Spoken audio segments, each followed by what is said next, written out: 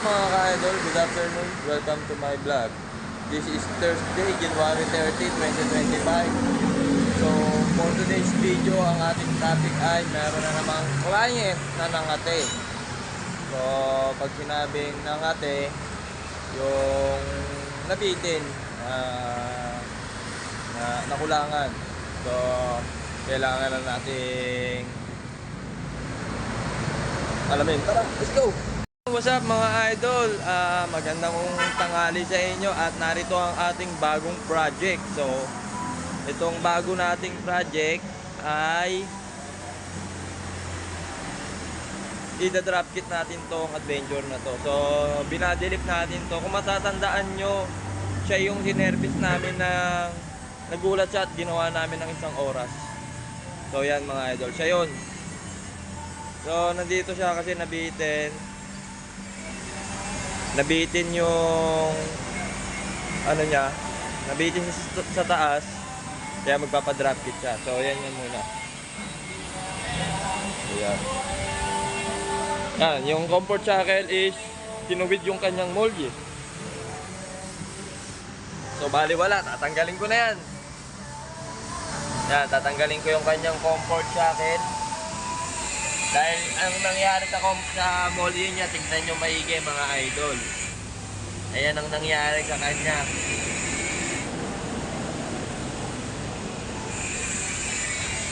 Ayan ang nangyari sa molly niya. Dahil sa comfort shackle. So dapat pinatigas man lang yung molly. Pag nag-comfort shackle po, dapat patigasin nyo rin yung molly nyo para hindi po matutuwid ng ganyan. So yan, ida-drop kit natin siya ngayon mga idol. So, umpisa na natin baklasin. Let's go! Idol, nabaklas ko na yung kanyang comfort shackle. Ayan yung comfort shackle. Kung mapapansin nyo mga ka-idol, nakabend pa yung kanyang molye. Kasi wala na siyang tension. So kahit may tension siya, kung nakakasalpak yung kanyang comfort shackle, kung nakasalpak yung kanyang comfort shackle, is uunat talaga. So dapat tinibayan man lang yung kanyang comfort shackle. Ay, yung comfort shackle yung molye. Kung once na maglalagay ka nito ng comfort shackle, oo, totoo naman po nakakataas ito. Nakakataas po yan kapag tinitibayan yung molye. Ang play po kasi nito, pagmamasdan nyo po yung play ng comfort shackle is nakaganyan yan pag nakasalpak. So paano magpi-play yan? Ganun lang. Ganon ang play niyan. Kaya inuunat niya yung molye. So pag yung molye is malambot, itutuwid at itutuwid niya. Kahit i-bend mo pa ng i-bend yan, itutuwid at itutuwid pa rin. Kasi nga, yung play ng comfort shackle is ganyan. So yung molye, tinutuwid niya ng tinutuwid. Ganyan po yung mangyayari kapag sa comfort shackle. So advice lang po, pag magkakabit kayo ng comfort shackle, istibayan nyo naman po yung inyong mga molye. Para po kahit mag-play siya ng ganun, hindi po siya basta-basta babalik. Kung mag-a-apply po kayo ng comfort shackle. Kasi kami po, hindi po kami nag-a-apply niyan.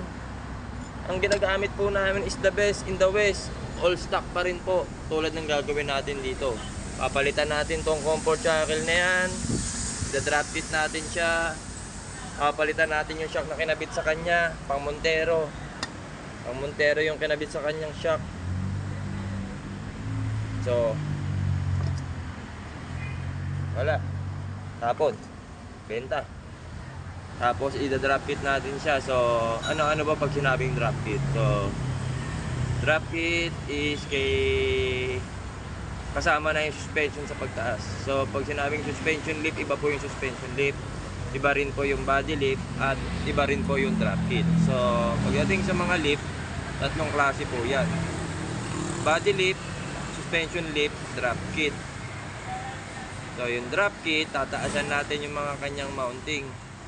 Kasi pag sa suspension lift, may sa suspension lift kasi pwede ka mag-suspension ng spring para mag-lift, o spacer sa spring para mag-lift, sa rubber, or else pag sa drop kit naman po, mga mounting ang itataas natin. So tulad nito, itataas natin tong kanyang likod. Unahin natin yung likod dahil likod pinakamadali. So idol, ano ba masasabi mo dyan? Basic. Ay, basic. Ayan. So, ayan mga idol. Hintayin nyo na lang. So, nabaklas ko pa lang yung kanyang molye, tsaka yung comfort shackle. Hindi na natin ito ibabalik. Papalitan na natin yan. Then, dagdagan natin to ng molye kasi ginawa hindi pala dinagdagan ng molye.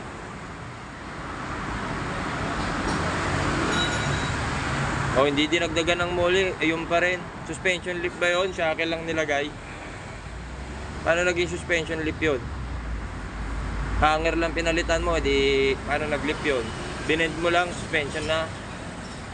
Suspension, kaya nga suspension lip. So, ang gagawin natin, gagawin natin talagang natural lip. So, dadagdagan natin ng molye, ibibend. Tapos, diretso na siya drop kit. So, yan mga idol, abangan nyo na lang.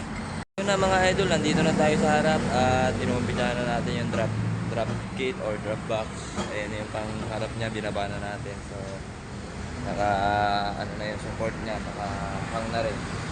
Wala na sa jack. Ibig sabihin, naka-support na yung engine niya. Then, sa likod, goods na yung likod eh. Ngayon na yung likod, naka-salpak na yung 33. 33 by 12.5 R50. Mitsubishi Adventure. Sa likod niya, meron.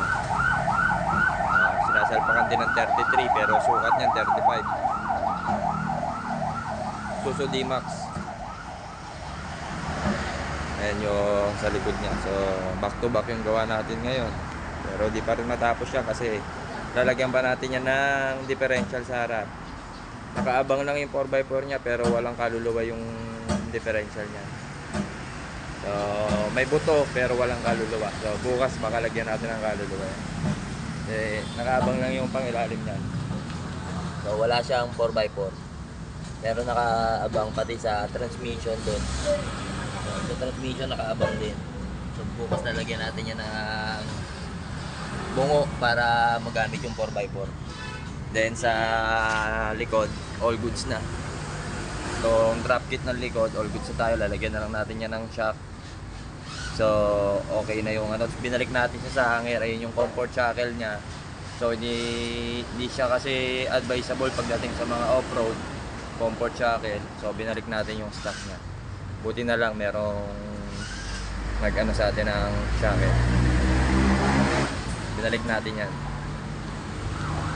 Mitsubishi Adventure, drop it again. Harap tayo, let's go! Mga idol, napalabas ko na pala yung Adventure, nawala na doon. So, tinapos ko na siya. Siyempre may mga katulong tayo dyan, si Uton, si Angelo. Mga katulong natin dyan, pero tayo na pumili. So ito, ipakita ko sa inyo. Lupit talaga magturo ni boss, nadali agad. Makalupit mo boss, love you. Yung Mitsubishi Adventure, drop kit natin mga idol.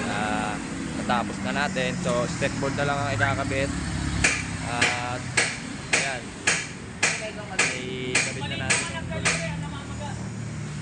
Yan na siya mga idol, ganda ng tindig. Saktong sakto yung tindig niya mga idol. Napakalupit, daling-dali. So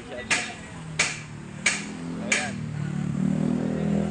ganda ng pagkakatayo mga idol, daling-dali.